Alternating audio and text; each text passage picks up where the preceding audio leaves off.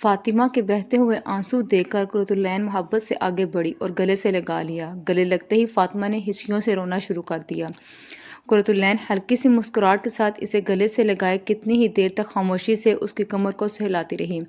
قرۃ العین بھی اسی رستے سے گزر کر آئی تھی، وہ سمجھ سکتی تھی کہ فاطمہ کس کرب سے گزر رہی ہے۔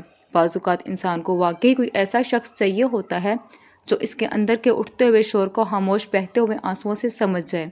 ایسے لوگ جسے میسر ہوں وہ بہت خوش قسمت ہوتا ہے۔ قرۃ العین جانتی تھی کہ فاطمہ کو وقت چاہیے، اس لیے وہ خاموش رہی، یہاں تک کہ فاطمہ نے روتے ہوئے پوچھا، قرۃ کیا اللہ مجھے معاف کر دیں گے؟ میں نے اتنے بڑے بڑے گناہ کیے ہیں، میں نے اپنی ساری زندگی اس کی نافرمانی میں گزار دی ہے، مجھے اپنا کوئی ایسا نیکی کا کام یاد نہیں جس کی قبولیت کا مجھے یقین ہو، وہ کیسے معاف کریں گے مجھے؟ فاطمہ کے لہجے کی ندامت دیکھ کر قرۃ العین نے اسے خود سے جدا کیا اور اس کا روتا ہوا گلابی چہرہ اپنے دونوں ہاتھوں میں تھامتے ہوئے کہنے لگی، اللہ کیسے معاف نہیں کریں گے چندا، وہ بہت غفور و رحیم ہے۔ انسان جب اپنے دل میں سچی ندامت لے کر اس کے حضور توبہ کرتا ہے نا، اپنے گناہوں کا اعتراف کر کے اس سے معافی مانگتا ہے، اس گناہ والی زندگی کو چھوڑ دیتا ہے، تو اللہ خود بڑھ کر اسے تھامتے ہیں۔ مگر قرۃ میرے گناہ کوئی چھوٹے گناہ تو نہیں ہے نا؟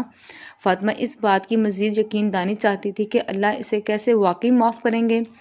اچھا رکو، میں تمہیں کچھ دکھاتی ہوں۔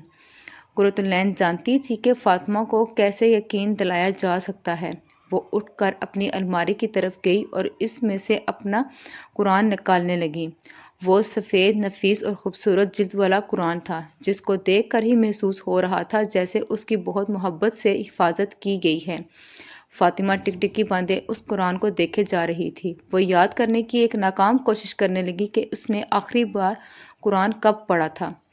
فاطمہ، تم مجھ سے پوچھ رہی تھی نا کہ مجھے کیسے یہ کتاب میرے سوالوں کے جواب دیتی ہے، یہ دیکھو۔ قرۃ العین نے قرآن کھولا اور فاطمہ کے سامنے کر دیا، لو تمہارے پہلے سوال کا جواب۔ قرۃ میرا وضو نہیں ہے۔ فاطمہ شرمندہ ہوئی۔ کوئی بات نہیں، تم ایسے ہی دیکھ لو چندا، میں نے پکڑا ہوا ہے۔ قرۃ العین نے مسکراتے ہوئے نرمی سے کہا۔ فاطمہ نے بہت سے دیندار لوگ دیکھے تھے، وہ ہمیشہ ان کے بارے میں ایک بدگمانی کا شکار رہی تھی کہ یہ لوگ بس خود کو ہی بڑا نیک سمجھتے ہیں، مگر آج اسے ایسے محسوس ہو رہا تھا جیسے وہ اس کی بدگمانی نہیں تھی بلکہ اپنے دین سے دوری کی ندامت تھی، جس کی وجہ سے وہ دیندار لوگوں کا سامنا کرنے سے کتراتی تھی۔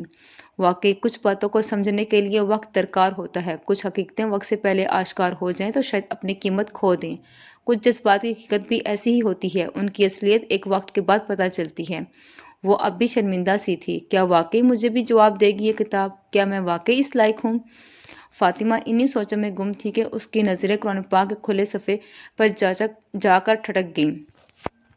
فاطمہ ایک امیر گھرانے سے تعلق رکھتی تھی، ایسا گھرانہ جہاں بس ظاہری اور رسمی اسلام تھا کہ دل کیا تو کوئی نماز روزہ کر لیا، دل کیا تو چھوڑ دیا، کوئی فوتگی ہوئی تو 2-3 دن قرآن پڑھا اور پھر بند کر کے ریشمی غلافوں میں اونچی شیلف پر رکھ دیا جاتا، کوئی فضیلت والے ایام آتے تو ادھر ادھر سے جو کوئی بتاتا، کوئی وظائف یا نوافل وہ اہتمام سے پڑھے جاتے، یہ جانے بغیر کہ ان کی کوئی حقیقت بھی تھی یا نہیں۔ ان کی فیملی چھوٹی سی تھی، 2 بھائی تھے، ان میں سے بڑا بھائی حیدر ڈاکٹر تھا، ملک کے مشہور و معروف ہاسپٹل میں سرجن تھا، جبکہ دوسرا بھائی سیف ٹین ایج سے ہی میرا روی کا شکار ہو گیا تھا۔ والد نے ملک کی بہترین اور مہنگی یونیورسٹی میں اس کا داخلہ کروایا تھا، مگر صاحبزادے وہاں پڑھائی کے علاوہ باقی ہر کام کرنے جاتے تھے۔ فاطمہ ان دونوں بھائیوں سے چھوٹی تھی، جو کہ یونیورسٹی میں BS کی اسٹوڈنٹ تھی۔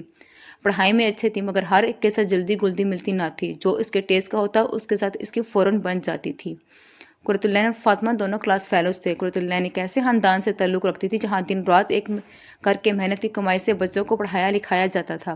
قرۃ العین بہت محنتی لڑکی تھی، اس نے FSC کے بعد قرآن سیکھنے میں 2 سال لگائے تھے اور مدرسے سے فارغ ہونے کے بعد یونیورسٹی میں ایڈمیشن لیا تھا۔ فاطمہ نے کبھی بھی خود قرۃ العین سے لیک نہیں کی تھی، مگر قرۃ العین ہمیشہ اپنے تمام کلاس فیلوز سے بہت اچھے اخلاق سے ملا کرتی تھی۔ وہ واحد اس کلاس میں لڑکی تھی جو مکمل پردے میں آتی تھی، مکمل سیاہ عبایا، اس کے پردے میں اس کی آنکھوں کے سوا کچھ نظر نہ آتا تھا، اور آنکھیں بھی وہ جو حیا سے بڑی ہوئی اکثر جھکی ہی رہتی تھیں۔ اس کے پردے پر اکثر کلاس فیلو اس کا مذاق بھی بناتی تھیں، کچھ نے تو اس کا نام بھی کالا کوا رکھا ہوا تھا، مگر وہ ہمیشہ ہی ایسی باتوں کو اسمائل کر کے اگنور کر دیتی تھی، کیونکہ وہ جانتی تھی کہ اس کے رب نے یونیک بنایا ہے، تو وہ احساس کمتری کا شکار ہو کر اس دین کی نعمت کی ناشکری نہیں کر سکتی تھی۔ فاطمہ نے کبھی اس کی طرف دھیان نہیں دیا تھا، مگر اب حالات نے ایسی کروٹ لی تھی کہ فاطمہ کو اللہ تعالیٰ کے پاس آنا پڑا۔ فاطمہ کی نظریں قرآن پر جبھی مسلسل پھیلتی جا رہی تھیں، ایسے لگ رہا تھا جیسے کسی نے اس کا دل مٹھی میں لے لیا ہو اور پھر مٹھی کو زور سے بھینچ لیا ہو۔ وہ اپنی ہی جگہ سن ہو کر رہ گئی تھی۔ واقعی اس کے ابھی تھوڑی دیر پہلے کیے ہوئے سوالوں کا جواب اس کے سامنے موجود تھا۔ ایسے کیسے ہو سکتا تھا؟ اس نے تو کبھی قرآن کو ایسا نہیں سمجھا تھا۔ اس نے تو بچپن سے سیکھا تھا کہ اس قرآن کو ثواب حاصل کرنے کے لیے پڑھا جاتا ہے، اس کا ادب اتنا کرنا ہے، اس کو اپنے پیچھے نہیں رکھنا۔ آج اسے احساس ہو رہا تھا کہ اب تک تو وہ اس عظیم کتاب کی بے ادبی کرتی آئی ہے۔ اب تک تو اس نے اس کتاب کو اپنے پیچھے ہی ڈالے رکھا تھا۔ شیطان بھی کیسے کیسے کھیل کھیلتا ہے۔ وہ کتاب کے ذریعے جنت کا راستہ ملنا تھا، اسی کو بلوا کر دنیا کو جنت بنانے کے خواب لوگوں کو دکھانے میں مصروف تھا۔ حالانکہ زندگی کی ان لمبی لمبی امیدوں نے مسلمانوں کو ان کے دلوں کی پرسکون جنت سے محروم کر دیا تھا۔ اس کا ذہن بے انتہا الجھ چکا تھا۔ وہ سمجھ نہیں پا رہی تھی کہ آخر اس کے ساتھ کیا ہو رہا ہے۔ اس کے سامنے اللہ کی روشن آیات موجود تھیں، کیا وہ واقعی اس کے لیے وہاں موجود تھی؟